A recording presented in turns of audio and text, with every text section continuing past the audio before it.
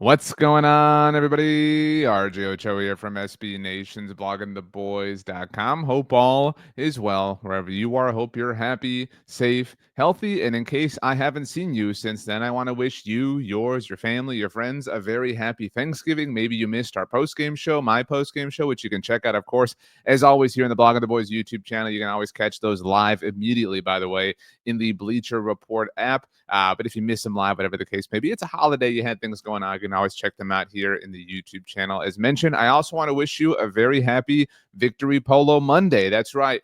I've been saying this for years. If you've been following me along this journey, it is a Victory Polo Monday, even when it takes place on a different day. Obviously, today is a Friday, the day I'm putting this together. It's the day after the game when the Cowboys beat the Cincinnati Bengals, because that's definitely going to happen. It will be a Victory Polo Monday, assuming it does happen, obviously, even though that would hypothetically be on a Tuesday. It's Victory Polo Monday, people. You can't change the way it goes. You can't change the name just because it's a different day of the week. It's a Victory Polo Monday, Friday edition. We are here, though, because the Dallas Cowboys did achieve victory on Thanksgiving Day, 27-20, the final score against the little brother Giants. The Cowboys have now beaten the Giants 8 times in a row. Dude, we're down bad. Don't get me wrong. Like, it has sucked a lot of this year to be a Dallas Cowboys fan, but it sucks to be a Giants fan. So the Giants, the Chicago Bears, always a reminder that things can always be worse, even when it feels like they can't. Although I would certainly offer that at times this season for us, it could not have been worse. But right now, it hasn't been better. The Cowboys have won 2 games in a row, 2 games in a 5-day span.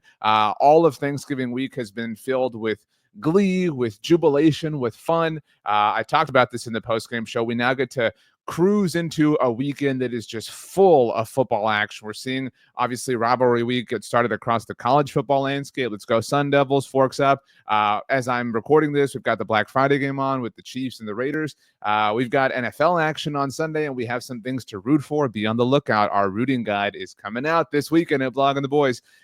It's just fun. It's great. It's awesome. And we have been starving for this kind of energy around this team, and we finally have a piece of it. So I'm going to hold on as long as I possibly can, and I hope you're here for the ride with me. I understand that some of you are still Team Tank, and if that's how you want to go about this, I have no qualms with that. But just letting you know my frame of reference, where my mind is at as we get started here. Now, I mentioned it is the day after the game. The Cowboys obviously beat the Giants, and every week after every single Dallas Cowboys game, win or lose, I offer something that I find to be interesting, something that I find to be helpful, something that is an exercise for me as I change the banner here.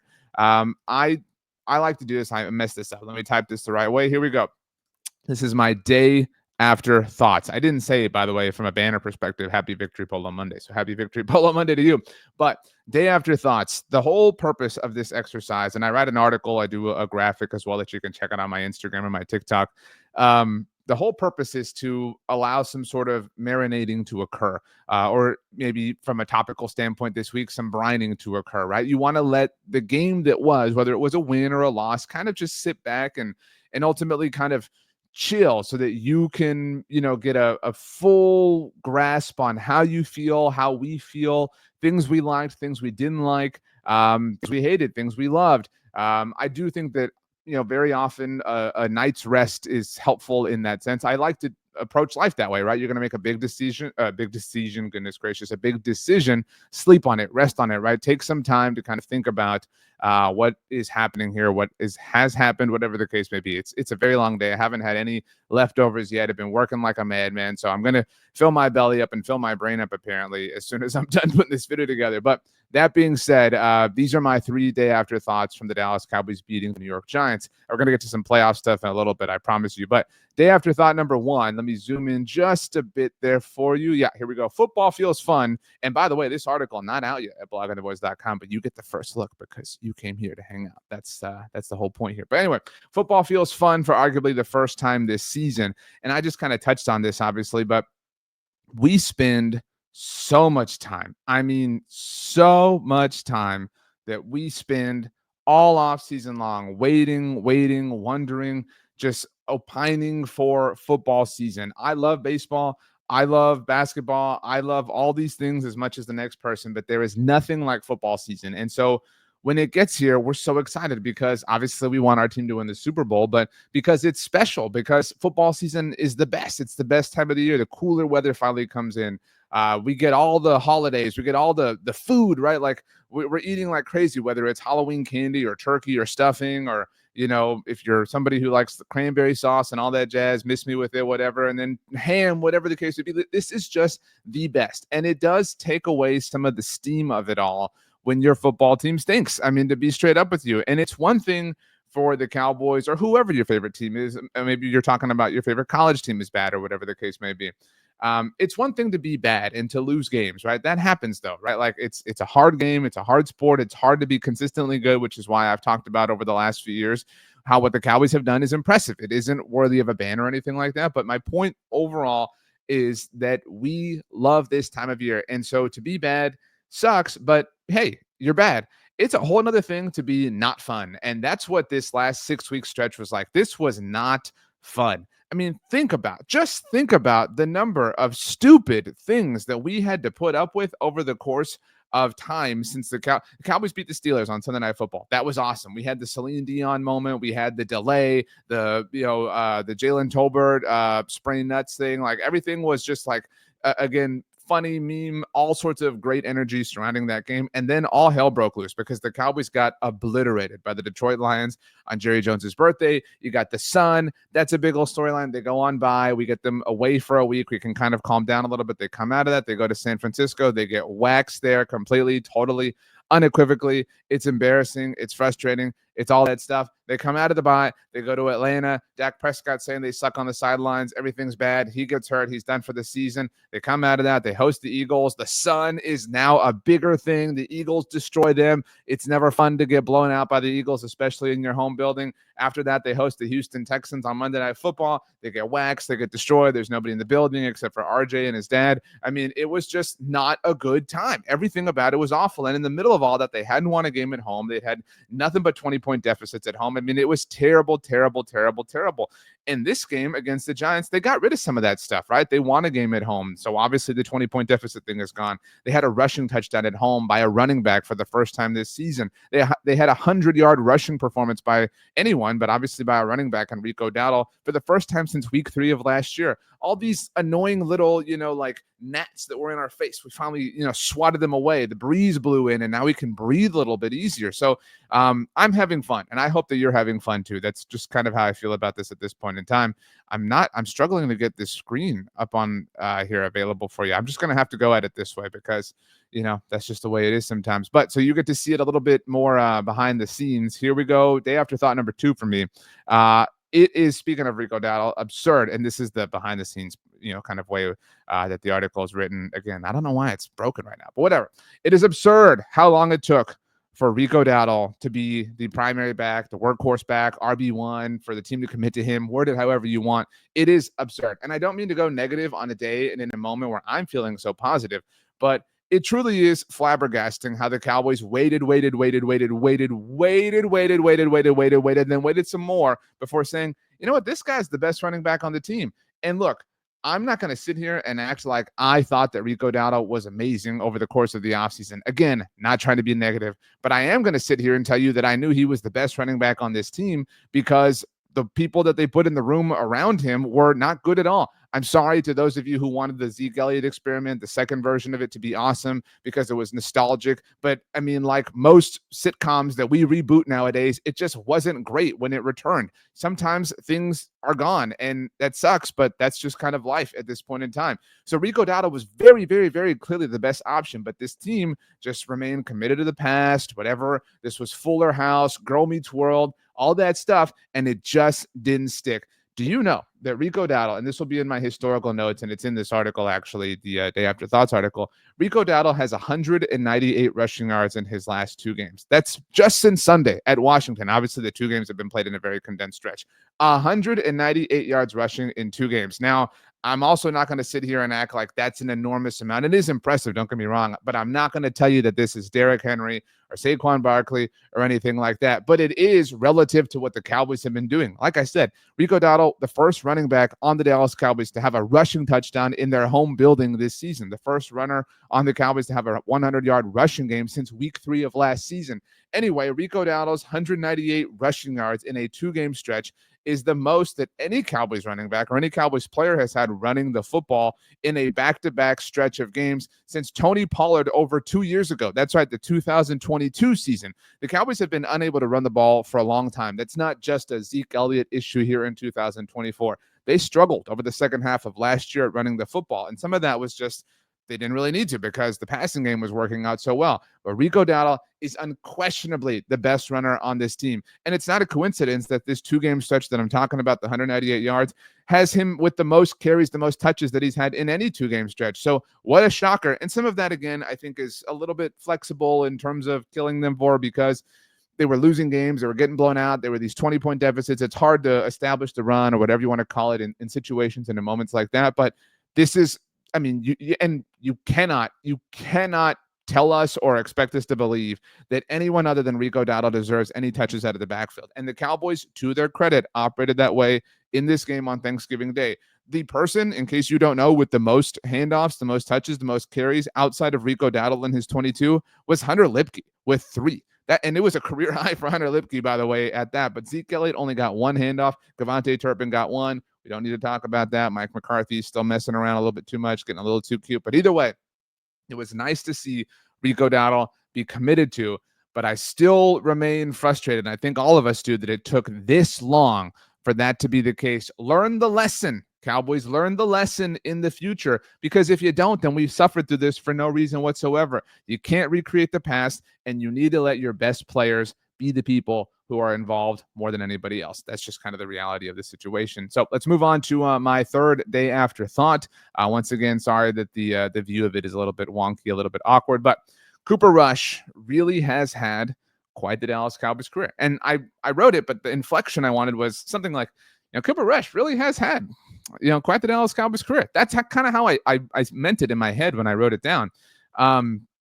In case you're unaware, Cooper Rush has started in 10 games for the Dallas Cowboys. 10 games that Cooper Rush has started for the Dallas Cowboys throughout his career. It's over the course of 3 different seasons. He started 1 in 2021. He started 5 2 years ago in 2022, and he has obviously started the last 4 games for the Cowboys this season. So that's 10. Do you know how many he has won? Do you know how many this man has won? He's won 7. Shout out to Monica Geller. All right. 7 out of 10. That is a winning percentage of 70. He's won 70% of the games that he has started as the quarterback of the Dallas Cowboys. Now, I'm not saying that to say like anything silly. I hope we can all contextualize this. We don't have to make it silly, but we can understand, that there's a lot happening here. We can also give Cooper his flowers, right? Like we can also say that, damn, respect. Cooper Rush is an incredible soldier. That's really the kind of best way I think there is to describe it. He is great at falling in line and executing the orders and the commands that he's being given. And he's doing so, I wouldn't say to a high degree, again, not to take anything away from him, but to a very legitimate degree. What he's done over multiple seasons at this point in time is inordinately difficult to do and to achieve. And so a massive, massive, massive kudos to Cooper Rush, who, in case you forgot, I know we have some, I don't want to say newer fans, but younger fans or fans who maybe don't remember these sorts of things. Cooper was an undrafted free agent out of Central Michigan in 2017. In fact, it was Cooper Rush playing so wonderfully in the preseason that year that pushed and that relegated Kellen Moore to QB3 status. And we got upset that the Cowboys carried him on the roster and carried him on the roster and carried him on the roster. And late in December of that season in 2017, the Philadelphia Eagles, ironically enough, wanted to poach Blake Jarwin off of the Cowboys practice squad. So the team finally cut Kellen Moore, promoted Jarwin to the full-time, obviously, 53-man roster. And then the next year, Kellen Moore went into coaching. Blake Jarwin had a nice, brief season for the Cowboys, brief couple of seasons before it didn't work out. And the rest, as they say, is history. But Cooper Rush was also moved on from. The Cowboys moved on from Cooper in 2020 when Mike McCarthy came in. He followed Jason Garrett to the Giants, had a cup of coffee there, came back. He started that one game in 2021 at Minnesota on Sunday Night Football. He won it. He won his first 4 starts in I say he, but they, you get the point. They won his first 4 starts in 2022, the first of which was against the Cincinnati Bengals, who he'll see, obviously, not next Monday night, but the following Monday night. Again, you get my point. I'm very energetic at this point, despite not having any food at this part of the day. But that being said, I mean, this is not an easy thing to do. And more importantly, is this, for those of you who have been Cowboys fans for a while, has not been a common thing for them to do. Not Cooper Rush, obviously. once upon a time, not long ago, when the franchise quarterback was hurt, it was Tony Romo at the time. It was a death sentence. They were done. There's just the Cowboys could not do anything. They could not operate. They could not win a game. In fact, for those of you who don't remember or don't know, in 2015, Tony Romo missed 12 games and they won one of them. And it took all of their might to win that singular game on the road at Washington. Shout out to Matt Castle, to Dane Bailey. It was epic. It was a Monday night game, but whatever. My point is 1 out of 12.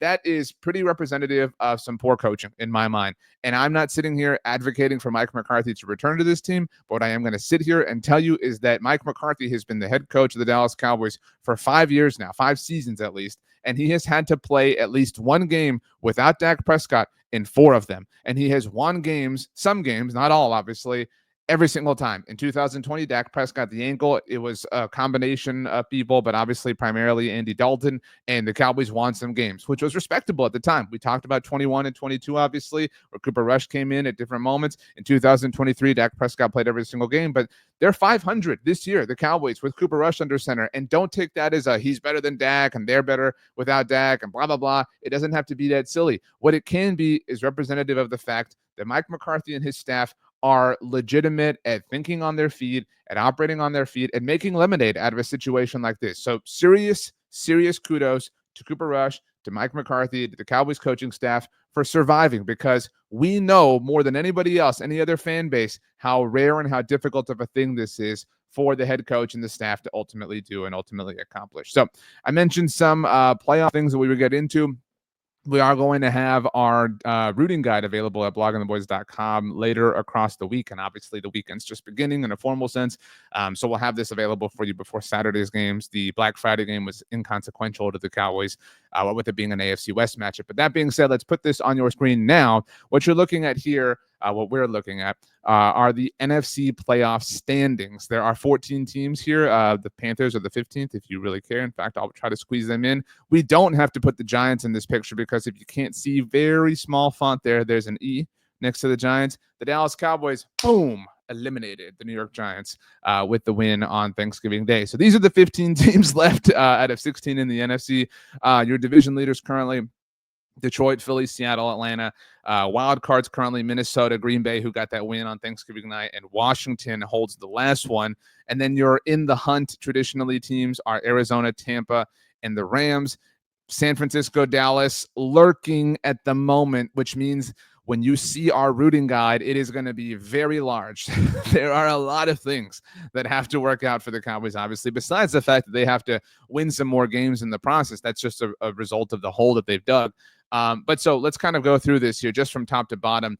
Now, the rooting guide that we're going to offer is going to be sort of rooted in Dallas landing a wild card spot. I think we're all mature enough to say that them winning the NFC East is inordinately unlikely at this point in time. I mean, consider that Philadelphia currently has 9 wins and they could get to 10 as of Sunday evening. Obviously, depends how you feel about that Baltimore game. But my point is they could have double the amount of wins as Dallas through week 13. So any, legitimate idea that the Cowboys could win the NFC East seems a bit foolish. So we have to kind of approach this from a wild card perspective. Nevertheless, it could be. I say that to say, when we get to a place where Philly plays Washington, we will be rooting, and you can say, I don't root for Philly, call it what you want, but we'll be rooting for Philadelphia against Washington because we can acknowledge that the Eagles are going to win the East and that Washington is a more direct threat to the actual, legitimate path of least resistance path for the Cowboys at the playoffs. So let's go through this as far as week 13 is concerned. Like I said, we'll have the graphic and article up for you this weekend across our network. But Detroit's already played, obviously. Philly plays Baltimore. We're rooting for Baltimore because, when we can, we certainly want to root against Philadelphia. But that really is inconsequential. Although you could say you want Philadelphia to clinch the NFC East, or maybe you want them to lose so that they're more motivated to beat Washington. That can kind of go 6 in one half a dozen in the other, but still rooting for the Ravens. The Seahawks, the Seattle Seahawks this week, let me make sure I've got this right.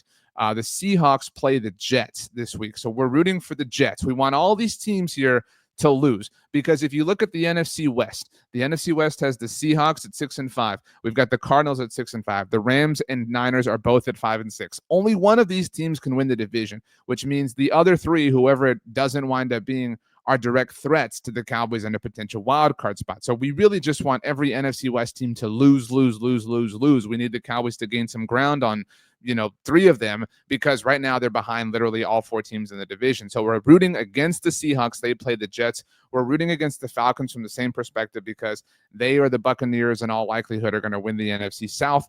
So we need whoever doesn't win the NFC South to be behind the Cowboys, obviously in the wild card standings. The Falcons play the Chargers this week, so we're rooting for the Chargers there. Kind of works out. A lot of these teams are playing AFC teams. The Vikings and Cardinals is a complicated one, or more complicated than that, I should say. The Vikings are the team we're rooting for here, because I think you have to be willing to accept that the Cowboys, if they are a wild card team in the longest of long shots, they're not going to be the 5 seed, right? The Cowboys at the highest are probably going to be that 3rd wild card spot. So we have to accept and understand that the NFC North is sending multiple teams to the playoffs, maybe even 3 teams to the playoffs. So Minnesota is kind of safe in that sense as far as we are concerned. So we're rooting for them to bring down the Cardinals, like we talked about, obviously, with the NFC West. So we're rooting for Minnesota over Arizona. Green Bay's already played. We're rooting against Washington this week. It works out again. Tennessee is playing the Commanders, so we're rooting for the Titans. The Bucks are playing the Panthers. And you could go a few different ways here, but we think the best way to look at this is that, again, the Panthers are further back here, and that the Bucks may not win the NFC South and could then be a threat to the wild card for the Cowboys. So we're rooting for the Buccaneers to lose, therefore rooting for the Panthers to beat them. The Rams play the Saints. Very similar logic. Obviously, the Saints winning would match the Cowboys in terms of a win total with 5 apiece, but it would bring the Rams down, and that's what we need to have happen. We need to bring the top down so the Cowboys can be more within legitimate striking distance. The San Francisco 49ers play the Buffalo Bills, so it goes without saying that we're rooting for them to lose to open the door even wider for the Cowboys. So again, it works out nicely that a lot of these teams are playing AFC teams in Week 13. I don't know how many we're going to get, but if we think about this, I don't think it's inconceivable at all to say that the Chargers beat the Falcons, the Vikings beat the Cardinals. After that, it's a little bit difficult. Maybe the Ravens beating the Eagles, but that one's not really consequential. And certainly the Bills beating the 49ers, I think, is pretty chalk. The fact that we can have this conversation is, again, really fun, which goes back to my first thought after yesterday. So my name is RJ Ochoa. You can follow me on Twitter, Instagram, or Threads at RJ Ochoa, TikTok, RJ.Ochoa. I don't know my Blue Sky name. I don't know if I'll ever remember it, but you can search for me there as well if that is your preferred method of communication. You can email me, rj.ochoa@sbnation.com, or you can leave a comment down below, and I will do my very best to get to those. I hope you have a wonderful rest of your weekend. I hope Thanksgiving was great to you and your family, and I hope you just have the best time eating leftovers, watching football, watching movies, decorating for Christmas, whatever you got going on. I hope it's incredible. Thank you so much for giving me a piece of your time. I know that time is the most precious gift that you can give people, and so I hope that you feel like it was worth it and that you made a solid investment and got exactly what you wanted out of it. So thank you so much, everybody. Have a great rest of your day, and we will see you next time.